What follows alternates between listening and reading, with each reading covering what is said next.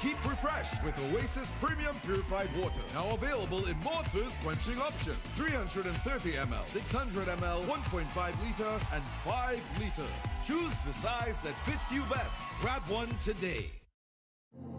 My Lord, show me right from wrong. Give me light, make me strong. I know the road is long. Make me strong.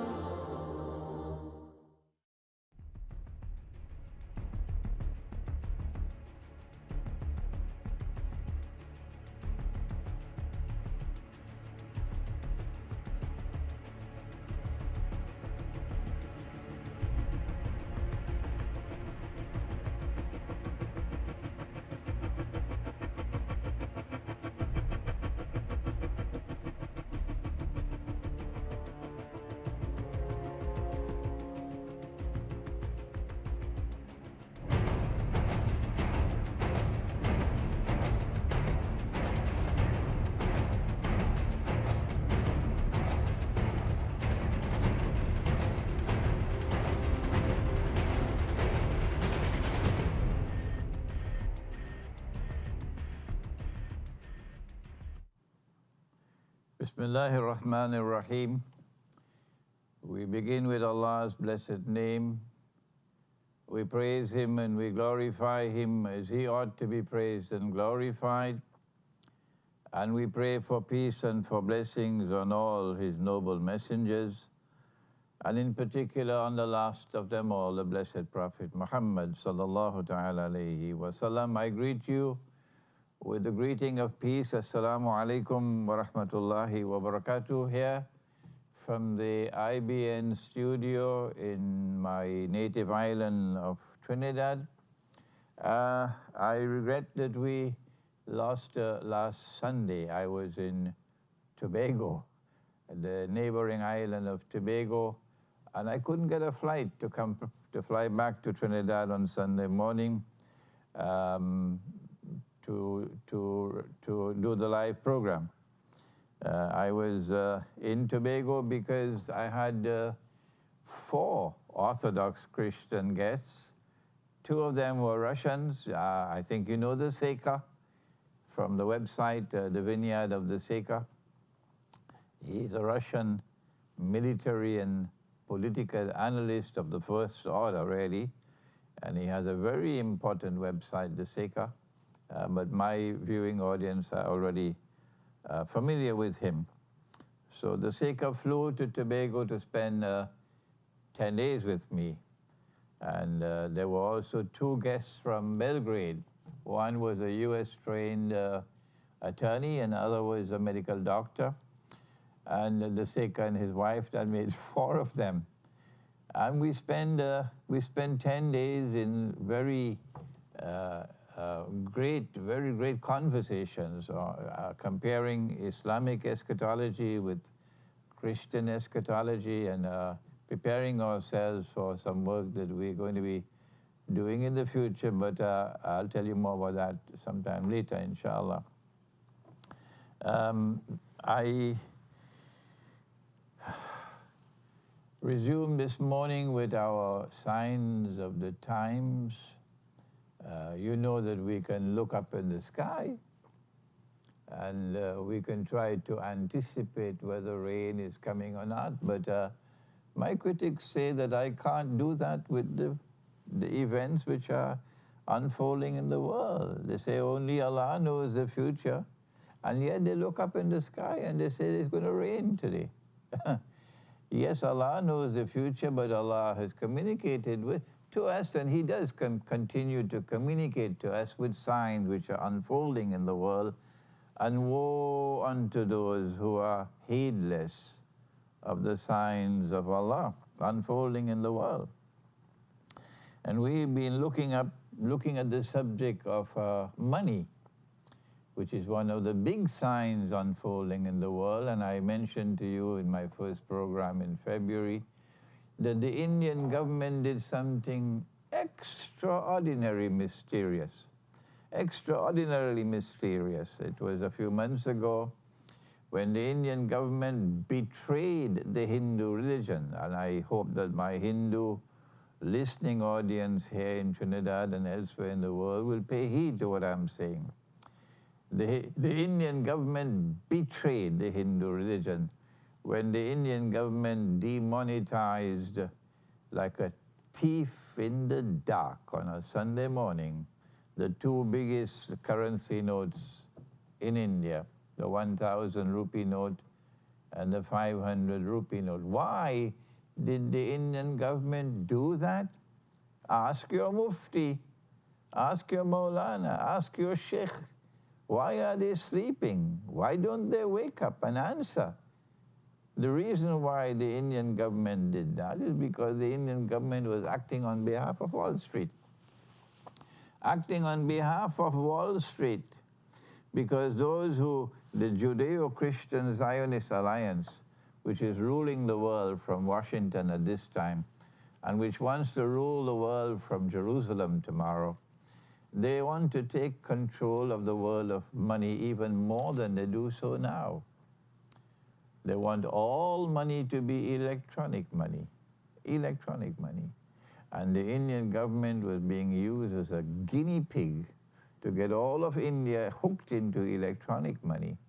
And when all of India is hooked into electronic money and they see what are the problems that they encountered in India, they will now have it easier to deal with the rest of the world. Pakistan coming up soon. Pakistan coming up soon. And so to the rest of the world of Islam and the rest of the world. And if you had 1,000 rupee notes and 500 rupee notes in India, and you were saving this money in big notes, you could take it to the bank provided that you paid your taxes on it. And if you feared that you did not pay the taxes and you might put you in jail, you take the loss. Otherwise, if you take it to the bank and you provide the proof, then the bank will put it into an account for you. You don't have an account, they'll open an account for you. And now your money is converted into electronic money. You can't take it out. No. You can't. There's nothing to take out. All you can do is to transfer your money from one account to another.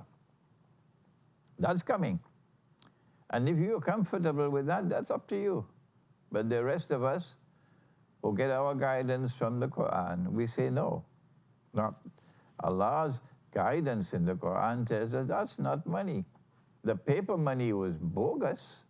You take a piece of paper, and remember your brother Imran has studied international monetary economics in 2 universities. I know my subject. When I say you take a piece of paper and you print a picture on it and you put a number in it and you give it a fictitious value and you call that money. And Mufti says that's halal. That's what Mufti says, it's halal. Ah yes, Mufti, you'll have to answer in the grave for saying that it's halal. It's not. It is bogus, it is fraudulent, it is haram. And I am trying to teach the subject because I realize that our scholars of Islam have not studied the subject. Yes, it is my good fortune that I studied monetary economics. But I have met in Iran with I don't want to mention the names of the ayatollahs, but they are very, very eminent ayatollahs of Iran, some of the highest. And I found to my surprise, they didn't know the subject of monetary economics. It was a shock to me. The same thing in the Sunni world, the same thing in the Shia world. And so I'm teaching the subject now, hoping that through these programs, we may be able to reach to the scholars of Islam and teach them what is money in the world today. This is a presentation from Islamic eschatology. It's not just a lectures in monetary economics. And I pointed out that Islamic eschatology has an advantage over all other eschatologies in the world. What is that advantage? We have data, we have knowledge given to us in the Quran which nobody else has. And one of those things which I have reached out to you from the Quran And I don't know why my critics will not go to the Quran. They criticize me for every single thing under the sun. They even say I am a supporter of Trump without providing evidence. If Trump says something right, I say it's right. And if Shaitan says something which is true, I say Shaitan has spoken the truth. What's wrong with that? What's wrong with you? Can't you think? If Shaitan speaks the truth, you say he's spoken the truth. Why not? But he's still Shaitan. I'm not saying that Trump is Shaitan. I'm not disrespecting the President of the United States of America. But if the President of the United States of America wants to have good relations with Russia, I know why you're angry. I know, because you are angry because Russia gave you a beating in Syria. Because you're getting all your state-of-the-art weapons from Santa Claus to wage your bogus jihad, and now you're angry that Russia and the United States under Trump might reach to some friendly relations. But I don't know whether it's going to happen or not. But this is what Trump has said, and I say, well, I believe this is a positive development. But that does not make me a supporter of Trump. Everything I say, they're critical of me. So now I ask them to come to the Quran. The Quran gives us a very important event in Islamic eschatology that nobody else has. And that is that when Pharaoh was drowning, he declared his faith in the one God. And then Allah responded. It is Surah Yunus. And Allah responded, بَعَدَ أَعُوذُ بِاللَّهِ مِنَ الشَّيْطَانِ الرَّجِيمِ Al-an, now Pharaoh, وَقَدْ عَصَيْتَ قَبْلَ, and before this you were in obstinate rejection. وَكُنْتَ مِنَ الْمُفْسِدِينَ, and you were corrupting and destroying everything around you. فَالْيَوْمَ نُنَجِّيكَ بِبَدَنِكَ, this day, Pharaoh, we have decided, we have ordained that your physical body will be preserved. Why? Why does Allah want to preserve the physical body of Pharaoh? Do you know the answer? لِتَكُونَ لِمَنْ خَلْفَكَ آيَةً. That's the answer. That your physical body, when it resurfaces in the historical process, when it is rediscovered, would be a sign for a people to come after you, Pharaoh. What is the sign? If you don't know, then let me tell you. The Quran is saying that when the body of Pharaoh is discovered, it will be a sign for a people who will live the way Pharaoh lived. There was this epic encounter between Pharaoh and Musa alayhi salam, between arrogant power, declaring that he is the God Most High, and Rabbukumul A'la, and persecuting and demonizing and waging war on the religious way of life and on the Muslims who were Banu Israel.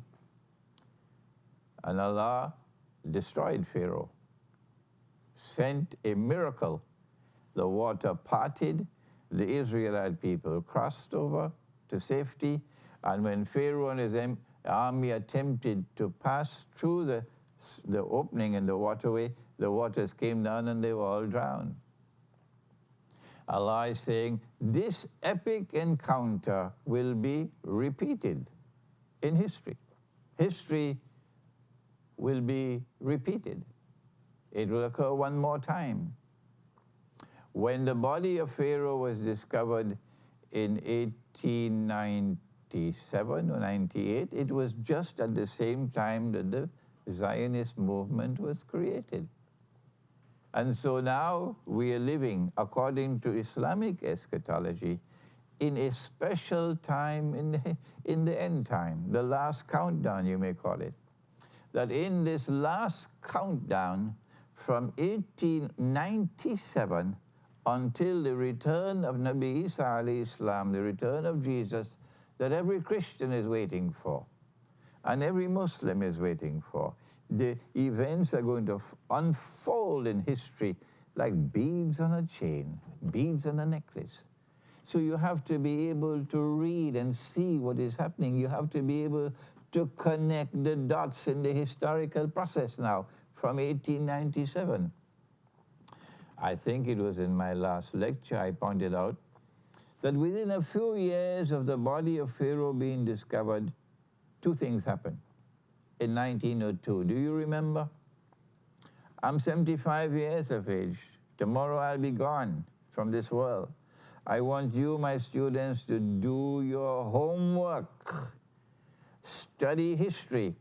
Connect the dots of history. And may Allah give you the nur with which to do it.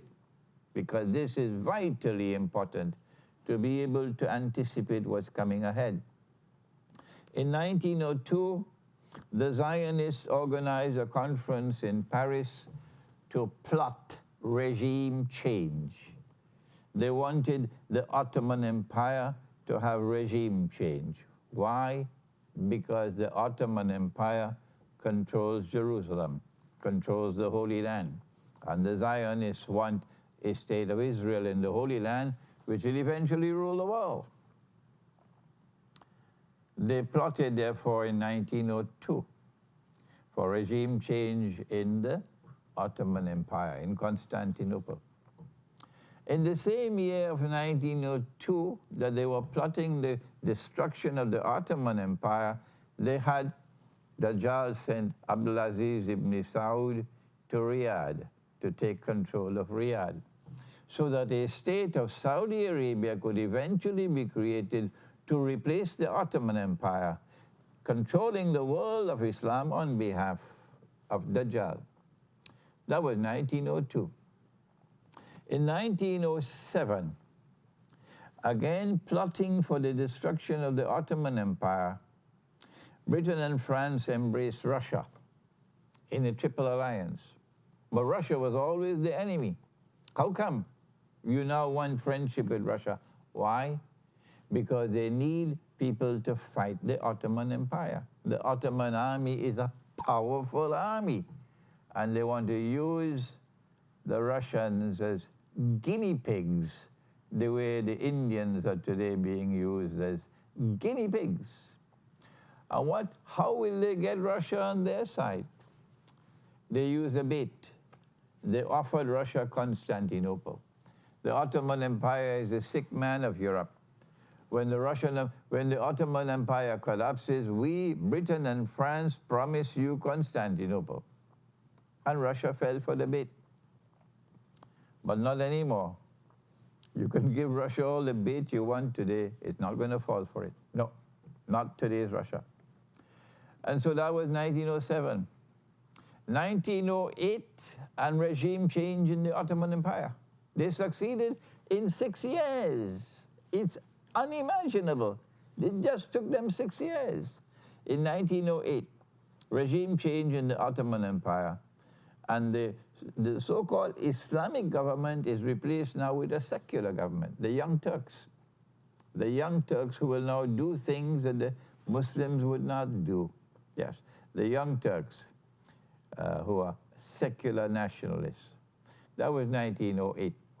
And now they prefer, the new government in the Ottoman Empire is waging war on Islam. They need this. Why? They need a godless government in Constantinople. Why? Answer, because they want the Arabs to turn against the Ottoman Empire. They want the Arabs to fight with them to be able to defeat the Ottoman troops in the Holy Land. That's why they need a godless government in Constantinople. We know your plans. We've understood you very well, and we're teaching our people now. This was 1908. And then, finally, in preparation for the Great War, which we know is coming in 1908, as today we know another Great War is coming. But there are those who eat biryani and go to sleep. They don't care. Leave them. In 1913, they did something very extraordinary in the world of money. They created the Federal Reserve Bank in the United States of America. It's a private bank. And the Federal Reserve Bank will now issue US currency notes. And the US currency note will say, "In God we trust." But these fellows are very clever. Very, very clever. The Federal Reserve Bank is created because they need to finance the war which is coming. They need to be able to get a vast amount of money to finance the war which is coming, so they can conclude this mighty war, this first world war in history, quickly. And the only way you can do that is with bogus money. So the Federal Reserve is going to be allowed to print paper, issue paper, and you don't have the gold to back it. Remember, the government of the United States of America is contractually obligated that 20 US dollars is worth 1 ounce of gold. So you're not supposed to print more paper than you have gold. But where is the policeman to check? No. So the United States can print paper, and Britain and France can print paper in order to be able to finance the war. When Germany attempts to do the same thing, they know how to bring down the German mark, the way the Venezuelan Bolivar today is in no man's land, and the Pakistani rupee, and the Algerian dinar, and the Bangladeshi taka, and the Serbian dinar, etc. So the German money is in no man's land, finished, but they are printing paper to finance the war. This is 1913, remember. The Federal Reserve Bank is established. The body of Pharaoh was discovered just about 16 years ago. And by 1913, the Federal Reserve Bank is established. The Great War began in 1914. What was it? In the city of Sarajevo, the Archduke Franz Ferdinand is on a state visit of Sarajevo, and he was assassinated by a Serbian nationalist because the Ottoman Empire has been waging unjust war on the Orthodox Christians, and there is also Roman Catholic versus Orthodox Christians rivalry in the Balkans, and this led to the assassination of Franz Ferdinand, the Archduke of Austria-Hungary, in the summer of 1914. And this eventually led to the First World War. The Ottoman Empire tried to stay out of the war, but they had moved the pawns on the chessboard so cleverly that eventually the Ottoman Empire had no choice but to join the war on the side of Germany and Austria-Hungary. And so on the one side you have Russia allied with Britain and France in a mysterious triple alliance, and on the other hand you have Germany, Austria-Hungary, and the Ottoman Empire waging what is known as the First World War. When this war was going on, it appeared that Germany would win the war, because the Germans brought a new weapon of war, never used before, something called a submarine. And the Germans were able to maroon Britain, and Britain was losing the war. It was at that time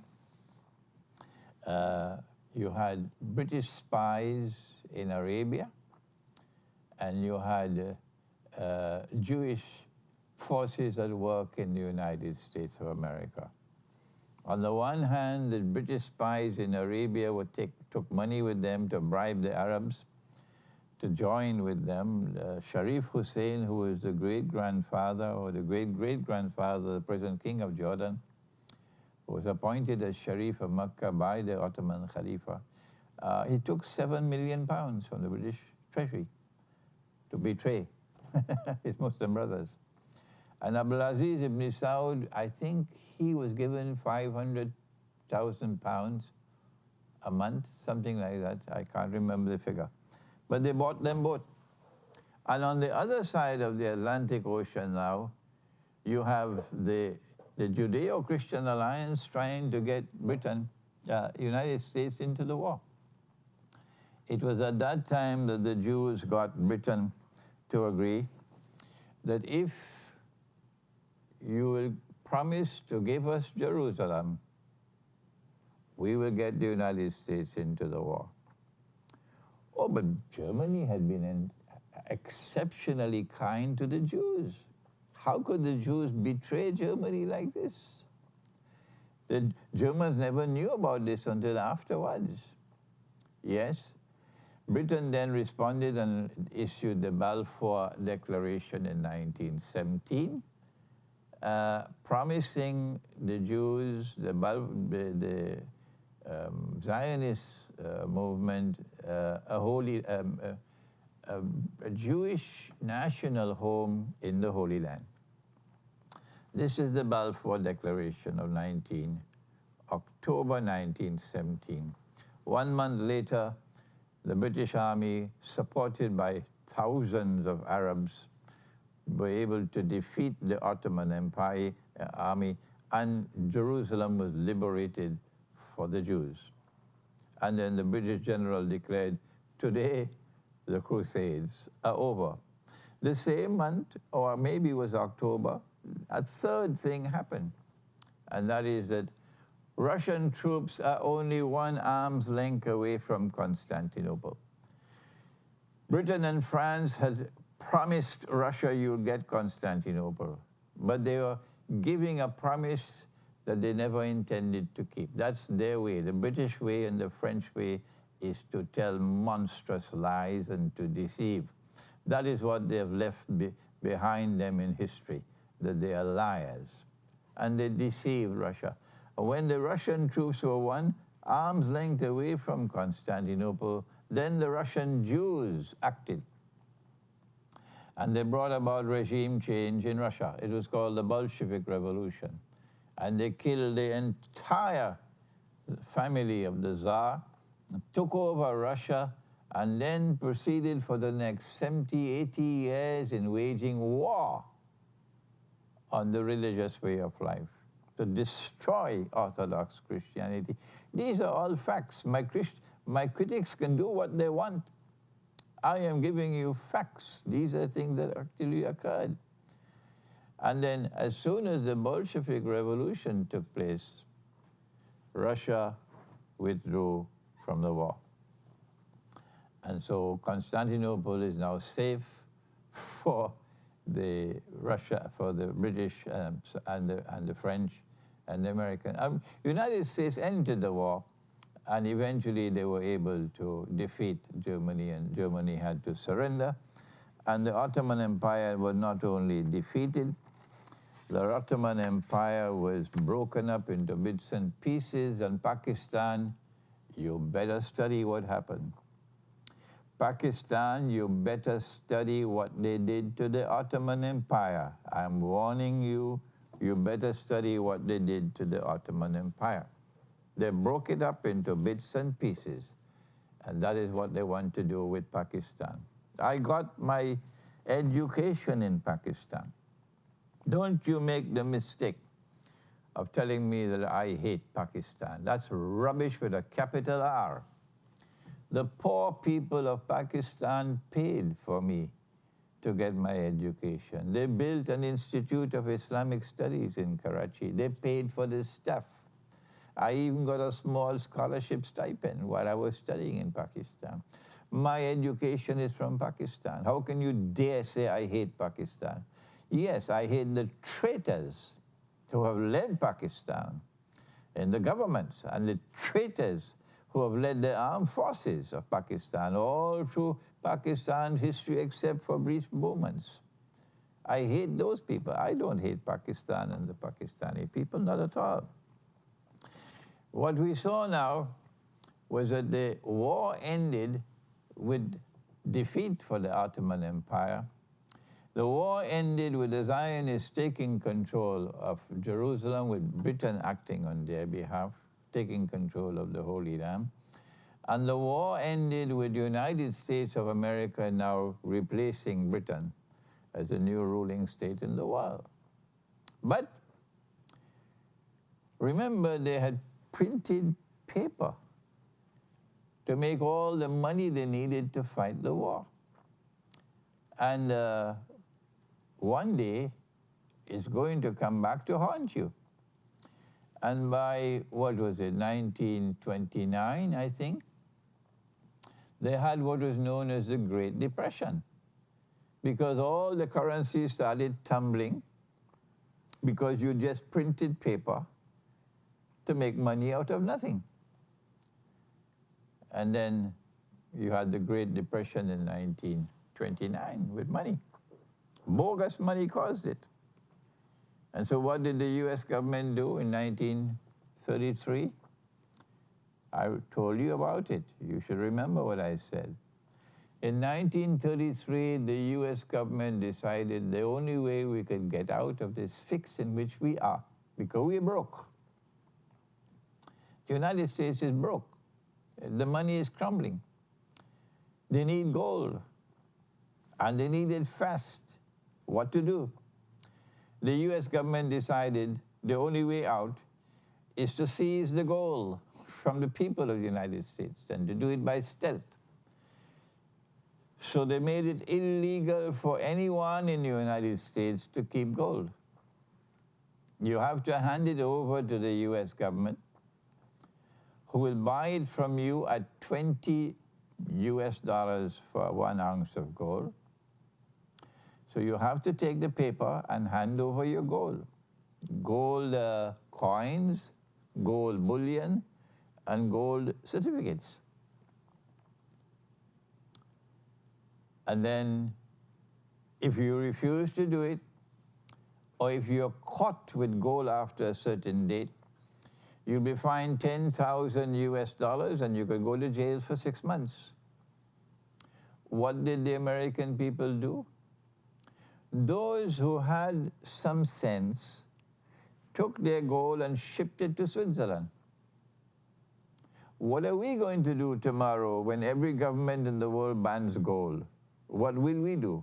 What they did was some of them shipped their gold to Switzerland. The rest of them tamely and meekly handed over their gold to the US government. And then after the US government had collected all the gold in the United States, what did they do? They changed the price of gold from $20 to $35 an ounce.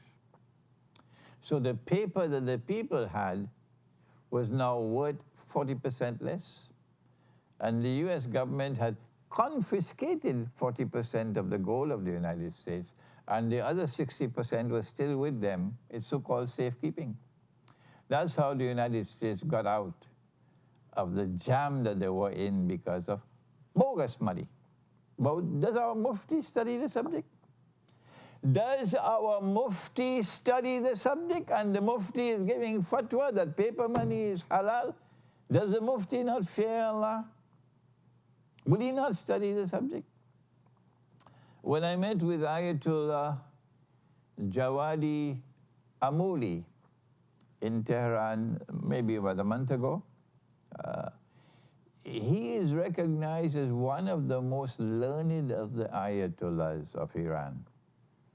And I had a chance to meet with him. And I discussed this subject with him.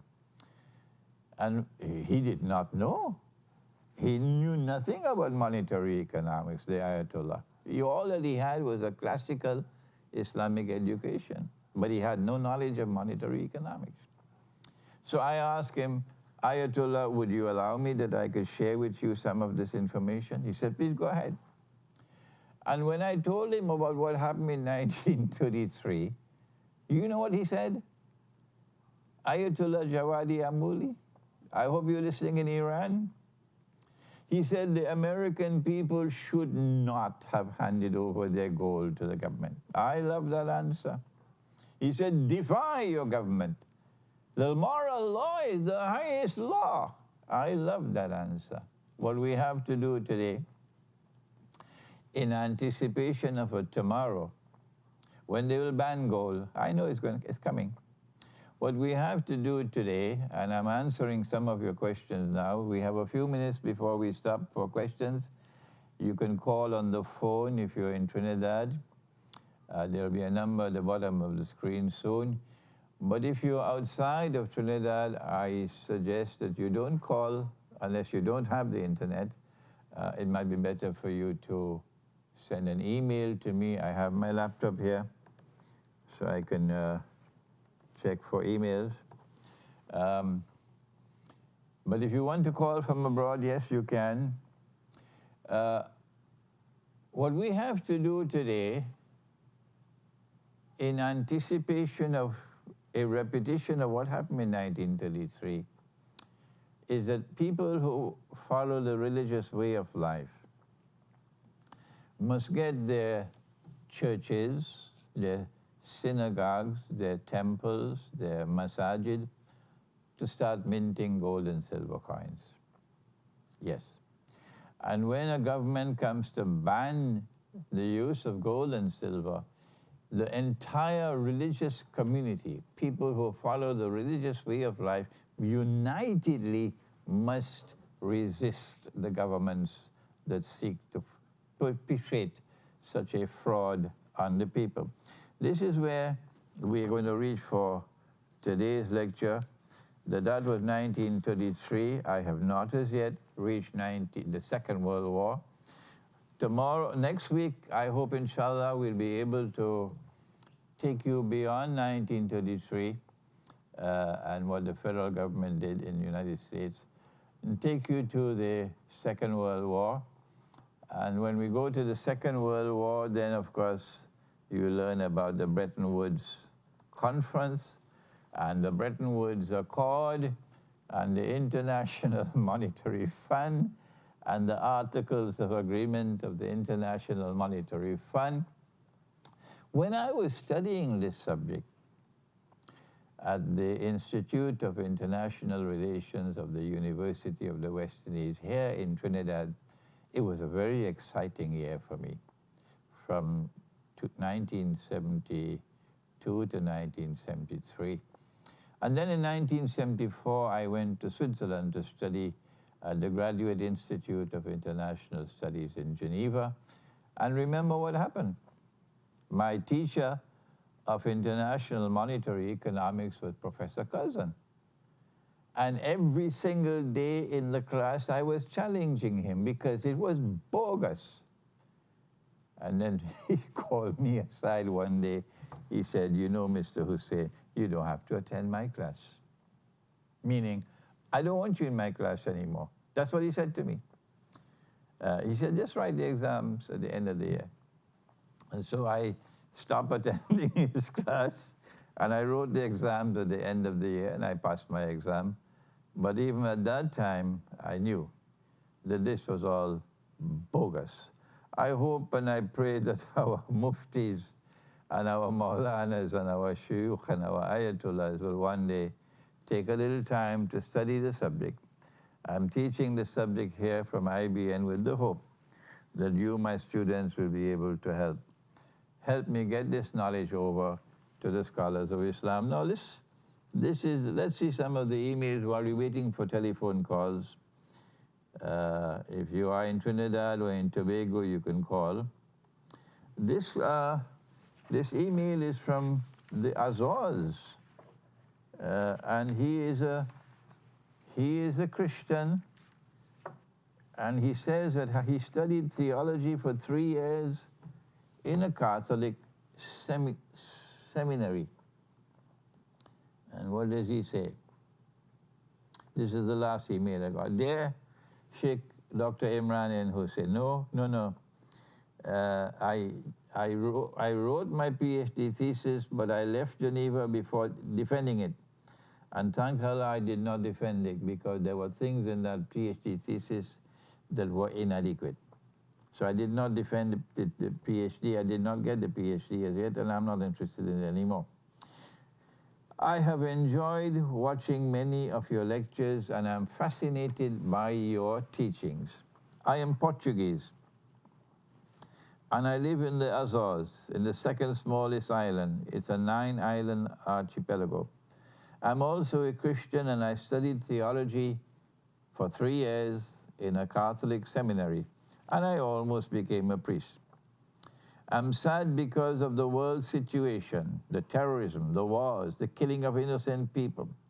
I feel sad for all the Muslims. They have been turned into scapegoats by the globalist evil empire of the United States and of Israel. I will be honest with you.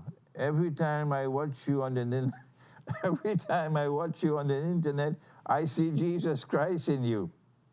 I see Jesus Christ in you. And that's exactly how you look and sound to me.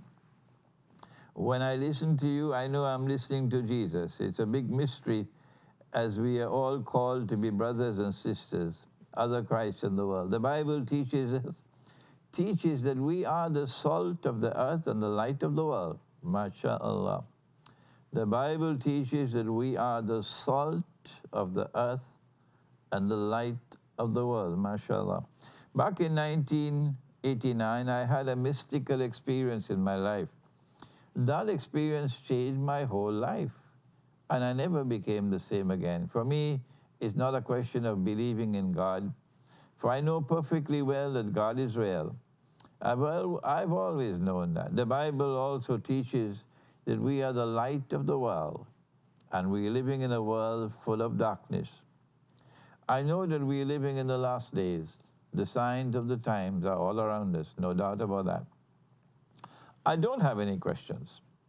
The only reason I'm writing to you is to let you know that the sound in your live video broadcast should be turned higher. I have great difficulty in hearing what you are saying because even with the sound turned high on my computer, still the sound comes in very, very low. I hope we fix that problem. Please, if possible, tell your technicians to fix the problem. Thank you so much, and may God bless you and keep you under His divine care. Thank you, my brother, my Christian brother. This one is from Melbourne in Australia, and he's asking questions about Dajjal and space and time, and about Gog and Magog, and metaphysics in Islam, but I'm sorry, we should give priority to questions pertaining to money. So we'll have to postpone answering your questions at this time. I'm sorry, my brother. This one is from Pakistan, and it speaks about the encounter between Musa alayhi salam, the Prophet Moses, and Khidr alayhi salam. And again, the email is not directly pertaining to money, so could you kindly allow me to pass on? I would like to answer questions pertaining to money. Sheikh, I would like to know why Islamic banking, this one is from where? He doesn't tell me where he is from. I would like to know why Islamic banking is haram. Thank you, and may Allah guide us all, inshallah. Islamic banking never says that paper money and electronic money are bogus and fraudulent and haram. This is my view, and I believe I'm standing on very firm foundations when I declare it to be bogus and fraudulent and haram. And I invite you, if it is bogus and fraudulent and haram, do you know of any Islamic bank in the world which says so? Is there any Islamic bank anywhere in the world which wants to bring back dinar and dirham? Can you find a mufti anywhere on the face of the earth, or maybe even on the moon, who says that this paper money and this electronic money is bogus and fraudulent and haram? None, none. But there's more to Islamic banking than that. But I don't have the time today to address the subject of Islamic banking. But if you go to my book entitled the prohibition of riba in the Quran and Sunnah, you will find a section at the end of that book with questions and answers in which I take up such subjects as what is murabaha in Islamic banking. This question is from Jeddah in Saudi Arabia.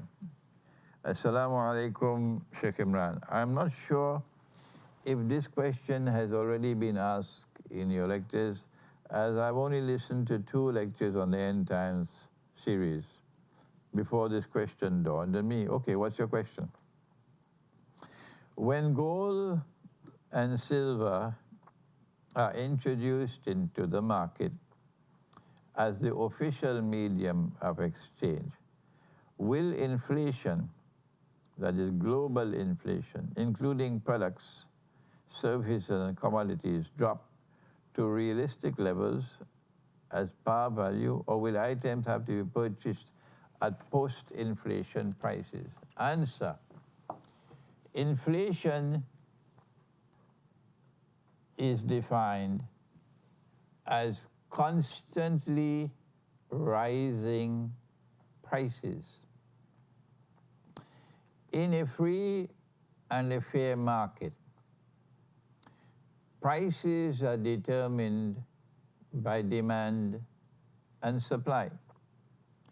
When demand exceeds supply, the price will rise. When supply exceeds demand, the price will fall. So in our market here in Trinidad, tomatoes, sometimes the price goes up and sometimes the price goes down. That's because of demand and supply. But when you're using bogus money and the money is constantly falling in value, the prices will constantly rise. That is inflation. And as the prices rise and the money falls in value, people are ripped off. The value of your salary, your income. You used to be able to buy a camel with 1 month's salary.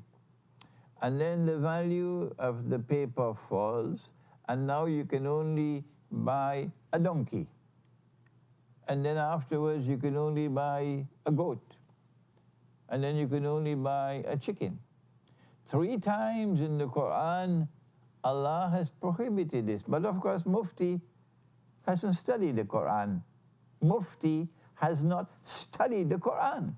And he's giving fatwa that this money is halal. When Allah says, وَلَا تَبْخَسُ النَّاسَ أَشْيَاءَهُمْ, don't rip off people. This is rip off. This is inflation. Inflation is directly linked to bogus money.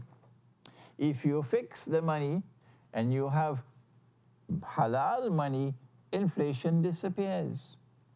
The same price you paid for a sheep in the time of the Prophet ﷺ, 1400 years ago, demand and supply remaining constant, is the same price you'll pay today. So we are not talking about inflation once you return to gold and silver coins as money in our market. Our prices will remain constant, but will change only in response to changes in demand and supply. It is outside of our market, where you have the bogus money being used, that you have the problem of inflation, and that is their problem to solve, not ours. We now have a question from Bangladesh. I hope this email will reach you. My question is, will it be the same if I buy silver and gold jewelry instead of coins? Because it's hard to find and it's suspicious, even if I buy legally any gold and silver coins. No, jewelry cannot be used as money. Why? Because jewelry has, in addition to the gold content, it has a labor content in it and the artistic content in it. So you cannot use jewelry as money. So you'll have to get either gold bars, gold bullion, they call nuggets as well, or gold coins and silver coins. At this time when we don't have a market where we can buy and sell using gold and silver, it makes more sense to buy and invest in gold bars, which are cheaper than coins, because with the coin you have to pay for the minting process. It is cheaper, therefore, to buy gold bars rather than gold coins. And you will use your gold bars and silver bars in order to preserve your wealth. That's the function of the gold bars and silver bars. Only when we have a market in which we can buy and sell using gold and silver, dinar and dirham, only then would it be necessary to mint the gold bars or the nuggets into coins. And for that purpose, I would like to see if we can get an alliance of Muslims and Christians and Jews and Hindus and Buddhists, an alliance. Everywhere in the world where we can do it, we do it. And in every church and every temple and every masjid and every synagogue, we do what the temple in Jerusalem was doing at the time of Nabi Isa alayhi salam.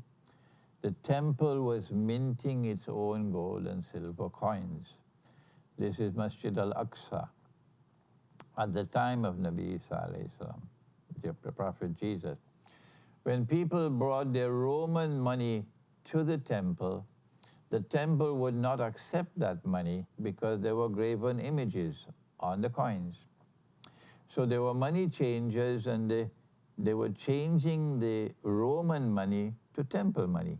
And the temple money was halal because it had no graven image. A graven image being a graven image of a human head or an animal. That is a graven image that it makes it haram. So the temple was minting its own gold and silver coins. If the temple Masjid al-Aqsa could be doing that at the time of the Prophet of Allah, Nabi Isa alayhi salam, we can do it again today. So we mint our gold and silver coins in every temple, every masjid, every church, every synagogue, and people can bring their gold bars and silver bars to the nearest temple or masjid, and the temple will mint it for them. And I believe if it can be done free of charge to the people, that will be so good. But I leave that for those who will come after me to do this work. The situation in Pakistan is growing. This one is from Peshawar. The situation in Pakistan is going worse. Oh, there's a caller. Go ahead. Hello? Hello, assalamu alaikum. Wa alaikum salam. Yeah, Maulana, assalamu alaikum. Always listen to your program. It is very insightful and informative. I'm calling from Las Lomas area here. You're calling from Las Lomas. That's a beautiful area. Go ahead. Yeah. What I would like to know is where is your book available in Trinidad that we could get it, you know? If there's any place we could go and purchase it in Trinidad, your books. The question is, where can we get gold and silver coins in Trinidad? That and your books too. Your books that are your Oh, my books, my books. Get it. Okay. All right. What you do is send me an email. Okay. Have you got email? Yes. Okay, then there's my email address at the bottom of the screen. I don't have all of my books in Trinidad, but I have many of them. Some of them are in Malaysia, and I have to wait until I can get them shipped to Trinidad. So send me an email, and I can arrange for you to get my books. Anybody else who would like to get my books, just send me an email, and we arrange for you to get my books. But about gold and silver coins, my plan, and make dua that it might be successful, is to approach the Hindu community in Trinidad and Tobago, approach the Christian community in Trinidad and Tobago, and try to persuade them that if the temple in Jerusalem could do it, we can do it. And so every masjid in Trinidad, I know Masjid Al-Quds in Cape Town. Masjid Al-Quds in Cape Town is minting gold and silver coins for many years now. Yeah, and the Muslims of Cape Town can go to the masjid and buy their gold and silver coins right there in Cape Town. Yeah, I've delivered the khutbah of Salatul Jummah several times in Masjid Al-Quds in Cape Town. So if we can do that in Trinidad, then every masjid, every temple, Hindu temple, every Christian church will start minting its own gold and silver coins, and the people can go to their local masjid or temple or mandir and buy gold and silver coins, inshallah. This one is from Pakistan, and he says, sir, the situation in Pakistan is going worse day by day, and the media plays a major role in the situation. Is it a war for power and money, or are we going nearer to the end time?